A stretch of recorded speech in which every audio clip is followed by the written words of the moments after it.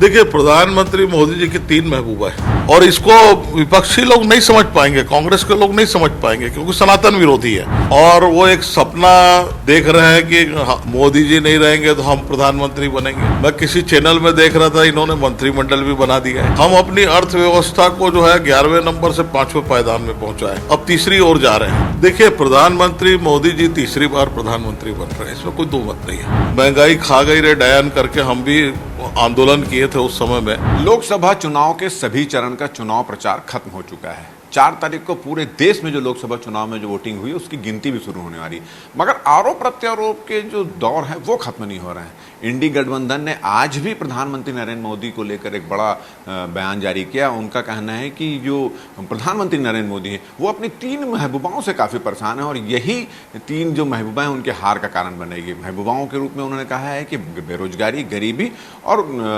जो महंगाई है, ये 3 के कारण मोदी जी हार रहे हैं। इस पर चर्चा करने के लिए भारतीय जनता पार्टी के सांसद सुनील सोनी जी यहाँ मौजूद हैं, जो इस तरह से प्रधानमंत्री को लेकर लगातार बयान कर रहे, निशाना साध रहे। आज तो उन्होंने बोल दिया कि महंगाई, गरीबी और बेरोजगारी उनकी महबूबा है और यही चुनाव का हार का कारण बनेगी। क्या कहना है इस बारे में? देखिए, प्रधानमंत्री मोदी जी की 3 महबूबा है। एक है राष्ट्र प्रेम, भारत माता की सेवा करना और देश के प्रति अपने को समर्पित करना। गरीब कल्याण योजना के माध्यम से जो है वो कोई भी इस देश का आदमी अन्न के अभाव के अंदर में भूखा ना सो, उसकी भूख को शांत करना और आम आदमी के जीवन में परिवर्तन आए ऐसी योजनाओं को लाना। चाहे प्रधानमंत्री आवास हो, चाहे उज्ज्वला गैस हो, चाहे जनधन खाता हो, चाहे आयुष्मान भारत हो, ऐसी योजनाओं को लाके आम आदमी के जीवन में परिवर्तन करना और विकसित भारत बनाना और नवयुवकों को रोजगार युक्त खड़ा करना। तो ये जो प्रधानमंत्री जी की सोच है, यही उनके मन के अंदर में है, दिल के अंदर में है, यही उनकी कार्य पद्धति के अंदर में है और इसको अपनाकर जो है, चाहे वो विपक्षी दल महबूबा के माध्यम से उसको अलंकृत करे, कोई दिक्कत नहीं है। लेकिन ये एक उद्देश्य को लेकर प्रधानमंत्री मोदी जी ने अपनी यात्रा को प्रारंभ किया, उसमें सफल भी हुए।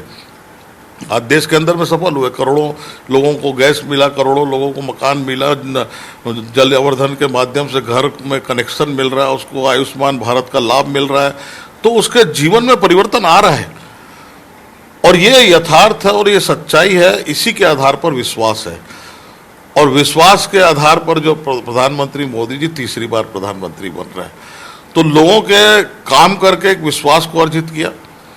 केवल गरीबी हटाओ नारा नहीं दिया, गरीबों के जीवन में परिवर्तन ला के विश्वास अर्जित किया।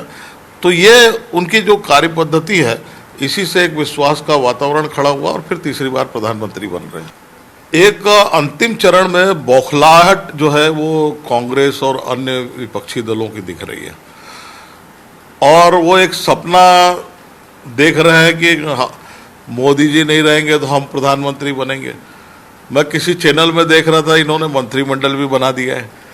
तो एक सपना है और ऐसा सपना जो टूटने वाला है क्योंकि आपके कर्म अच्छे नहीं है, आपने देश हित में कभी भी अपने आप को खड़ा नहीं किया।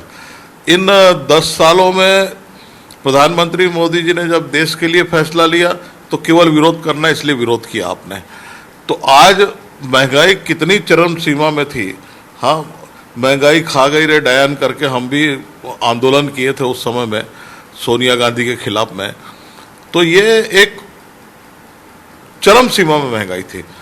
आज कोविड कालखंड के बाद में अगर विश्व का परिदृश्य अगर देखेंगे तो भारत जो है बहुत बेहतर स्थिति के अंदर में खड़ा है। हम अपनी अर्थव्यवस्था को जो है 11वें नंबर से 5वें पायदान में पहुंचाए, अब तीसरी ओर जा रहे हैं। तो रोजगार युक्त भारत होगा, इसमें कोई दो मत नहीं है। आने वाले समय के अंदर केवल सरकारी नौकरियां नहीं, अनन्य माध्यमों से रोजगार युक्त हो नवयुवक। इस अभियान को प्रधानमंत्री जी ने चलाया, यही विकसित भारत है कि विकसित भारत का अर्थ यह है कि हर आदमी को जीने का अधिकार है और स्वाभिमान के साथ में और अच्छे वातावरण और समृद्धि के साथ में जीने का अधिकार है। तो उसके लिए वो सारी व्यवस्था करना और नौजवानों के हाथ में काम देना, बेरोजगारी दूर करना, भ्रष्टाचार मुक्त करना, जो राज्य और देश का पैसा लूट रहे हैं उनको जेल में डालना। तो एक जो राजनीतिक जो इंडस्ट्री समझते हैं राजनीति को, उनके अंदर में भय पैदा करना और एक स्वच्छ राजनीति का वातावरण खड़ा करना ये देश का एक उद्देश्य है। वही आने वाले 2047 में विकसित भारत बनेगा। इंडी गठबंधन है, खासकर विपक्ष के लोग, जो मोदी जी की हर हरकतों पर उनको दिक्कत हो जाती है, हर काम में उनको दिक्कत हो जाती है। अब वो रामेश्वरम में जाके ध्यान में बैठने वाले तो उसमें आपत्ति है, वो बोल रहे हैं कि बिल्कुल गलत है, चुनाव आचार संहिता को इस पर ध्यान देना चाहिए, इस तरह की बात करें, उसको किस रूप में लेते हैं? संस्कार, संस्कृति, अध्यात्म, ये हमारे देश का मूल आधार है, जिससे आज देश है विभिन्न भाषाओं के साथ, विभिन्न संस्कार संस्कृति के साथ में एक धागे में पिरोया हुआ है। ऐसी माला है कि जो विश्व देखता है उसको। और ध्यान योग जो है वो हमारा अनादिकाल का है, और अनादिकाल के ध्यान योग के माध्यम से जो है व्यक्ति जो है अपना आत्मावलोकन करता है कि मैं कहाँ पर खड़ा हूँ, मेरा कार्य क्या है, अगर देश का कार्य मिला है तो देश को कहाँ पर खड़ा करना है। तो ये ध्यान से के माध्यम से होता है, और इसको विपक्षी लोग नहीं समझ पाएंगे, कांग्रेस के लोग नहीं समझ पाएंगे, क्योंकि सनातन विरोधी है, धर्म के विरोधी हैं, और वो देश के विरोध में काम करना ये उनके स्वभाव के अंदर आ गया। इसलिए वास्तविकता जो है, आदिकाल की वास्तविकता, इससे बहुत दूर हो गए वो। इस कारण जो है राजनीति के क्षेत्र में भी वो दूर हो गए। 2014-2019 प्रतिपक्ष के नेता बनाने लायक किसी के पास में अंक नहीं थे। वो तो मोदी जी की मेहरबानी है कि प्रतिपक्ष का नेता होना चाहिए, इसलिए वो नॉमिनेट कर रहे हैं, उनकी मेहरबानी से। तो ऐसा क्यों हो रहा है? ये विपक्ष को आत्मावलोकन करना चाहिए, और जिस दिन वो आत्मावलोकन करेंगे, और इसका एक ही माध्यम है ध्यान योग के माध्यम से जो है वो अपना आत्मावलोकन करें और पार्टी को कहाँ पे खड़ा करना है इसके बारे में सोचें। तो ये तो सुनी, और इनका कहना है कि आध्यात्म और सनातन के बारे में कांग्रेस सोचने की उनकी बुद्धि ही नहीं है, और सोच भी नहीं सकते। यही वजह है कि जो साधना में बैठने वाले हैं, जो योग पे बैठने वाले हैं मोदी जी, उस पर वो सवाल खड़ा कर रहे हैं।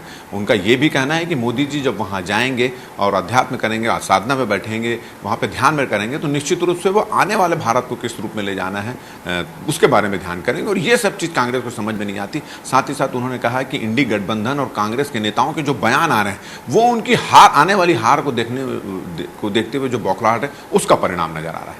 हमारा ये वीडियो आपको अच्छा लगे तो ज़्यादा से ज़्यादा इसको शेयर करें, सब्सक्राइब करें, और अपने सुझाव देना हमको ना भूलें। और मुझे और मेरे कैमरामैन धर्म को दे इजाज़त। नमस्कार।